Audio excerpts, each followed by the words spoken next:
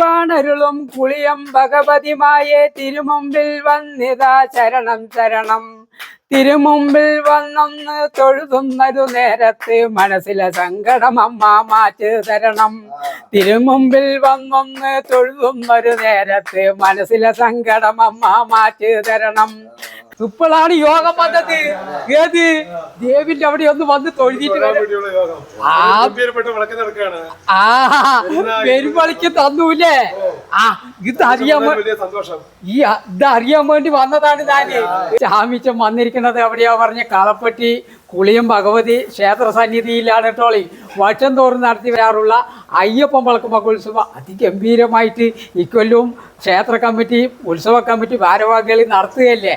ഈ വരുന്ന ഡിസംബർ മാസം 20, 21 തീയതി 22 തീയതികളിലായി 20-ാം തീയതിയാണ് ചാക്യാർ കൂത്തും നൃത്താർച്ചനയും ഒക്കെ. 21-ാം തീയതിയാണ് ഗംഭീരമായ പരിപാടി.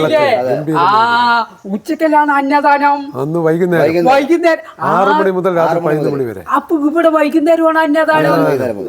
വിളക്കിന് വരുന്ന എല്ലാവർക്കും ഇവിടെ വന്ന് കഴിച്ചിട്ടേ വൈകുന്നേരത്തോട് വീട്ടിൽ പോകാൻ പറ്റുള്ളൂ. എല്ലാം കണ്ട് സമാധാനത്തോടു കൂടി ഭക്ഷണം കഴിച്ചിട്ട്. നന്നായി. 5 മണി തൊട്ടാണ് അന്നദാനം കൊടുക്കുന്നത്. വൈകുന്നേരം എല്ലാവരുടെയും വൈകുന്നേ നിറച്ചിട്ടാണ് ഇവിടുത്തെ ഉത്സവങ്ങളിൽ പങ്കെടുത്തിട്ട് പോവാ. ആയിരക്കണക്കിന് ആൾക്കാരുണ്ടാവില്ല. അല്ല, ഈ ആയിരക്കണക്കിന് ആൾക്കാർക്കൊക്കെ അന്നദാനം ഇവിടെ ഒരുക്കുമോ? റെഡിയാക്കും. അതാണ് കേട്ടോ ഈ പ്രത്യേകത. എന്താ പറഞ്ഞ ചിലയിടങ്ങളിലൊക്കെ ഉച്ചക്കലാണ് അന്നദാനം നടക്കുന്നത്. ഇവിടെ നമ്മുടെ കുളിയം ഭഗവതി ക്ഷേത്രത്തിലെ അയ്യപ്പൻ വിളക്ക് മഹോത്സവത്തിന് വൈകുന്നേരം 5 മണിക്ക് തൊട്ട് അന്നദാനം വിളമ്പുകയാണ്. പിന്നെ മഹാജനങ്ങൾക്കൊക്കെ വൈദ്യുതി നിറച്ചിട്ടാണ് ഇവിടുത്തെ ഉത്സവം കാണാൻ ഇരുത്തുന്നത്. അപ്പോ പഞ്ചവാദ്യമുണ്ട്, അതേപോലെ പാലക്കൊമ്പ് എഴുന്നള്ളത്തുണ്ട്, പിന്നെ പൂജ, തായമ്പക, അയ്യപ്പൻ പാട്ട്, അങ്ങനെ നേരെ പുലരോളം വിശേഷമാണില്ലേ. അത് കഴിഞ്ഞിട്ടാണ് 4 മണിക്ക് പാലക്കണ്ടി എഴുന്നള്ളത്തില്ലേ. അത് കഴിഞ്ഞിട്ടേ ഇവിടുത്തെ ഒരു പ്രത്യേകത പറഞ്ഞത് ഈ തിരിയൂർച്ചലൊക്കെ പടിയല്ലേ. അല്ല, ഞാൻ കേട്ടിട്ടുണ്ട് വെട്ടും തടവും ഒക്കെ പടിയല്ലേ. എല്ലാ അയ്യപ്പ ക്ഷേത്രങ്ങളിലും അയ്യപ്പൻ പാലക്ക് നടക്കില്ല. നമ്മുടെ ഇവിടുത്തെ പ്രത്യേകതയാണ് ഇല്ലേ ഈ കനൽച്ചാട്ടവും ഉണ്ട്. അതെ, കനൽച്ചാട്ടവും കൂടി നടക്കുന്ന കേട്ടോണോട്ടോളെ നമ്മുടെ കളപ്പട്ടി കുളിയം ഭഗവതി ക്ഷേത്ര സന്നിധിയിലെ അയ്യപ്പൻ വിളക്ക് മഹോത്സവം കാണേണ്ട കോട്ടുമാണ്. ഏത് അതിൽ ചാമി ഇവിടെ വന്നിരിക്കുന്നത്. ആ കാര്യങ്ങളൊക്കെ നിങ്ങളെ അറിയിക്കാൻ പറഞ്ഞിട്ട് അതൊക്കെ കഴിഞ്ഞിട്ടാണ് നേരം വെളുക്കുമ്പോ പ്രസാദ വിതരണമൊക്കെ ജനങ്ങൾക്ക് എല്ലാ ഭക്തജനങ്ങൾക്കും കൊടുത്ത് ദേവിന്റെ അനുഗ്രഹവും ബാക്കിയൊക്കെ ഇറങ്ങണില്ലേ.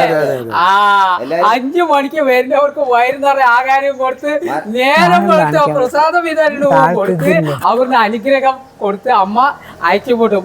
അതാണ് ദേവിന്റെ പ്രധാനപ്പെട്ടത്.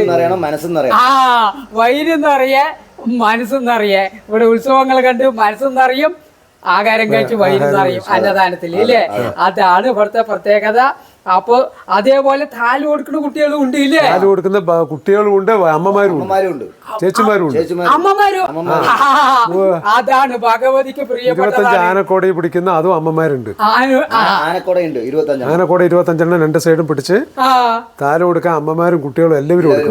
ആനക്കോട 25 2 സൈഡും താല് കൊടുക്കുന്നുണ്ട്. അതൊരു പ്രത്യേകതയാണല്ലോ. എല്ലാവരും ഈ ആനക്കോട പിടിച്ചതുണ്ട്. ആന ഉണ്ടാകും.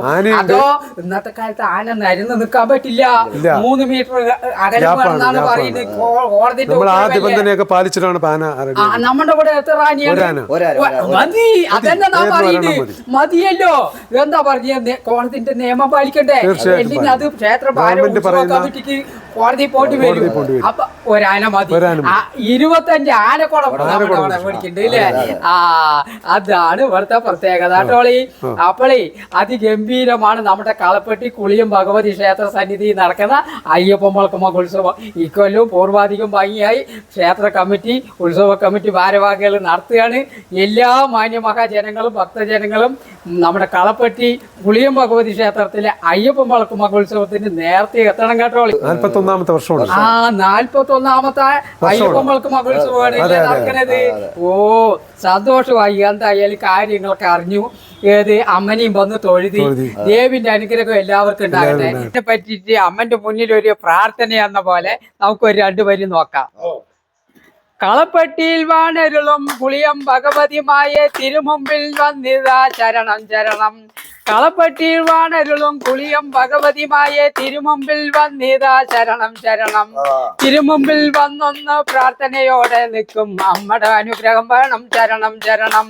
തിരുമുമ്പിൽ വന്നൊന്ന് പ്രാർത്ഥനയോടെ നിൽക്കും അമ്മയുടെ അനുഗ്രഹം വേണം ശരണം ശരണം.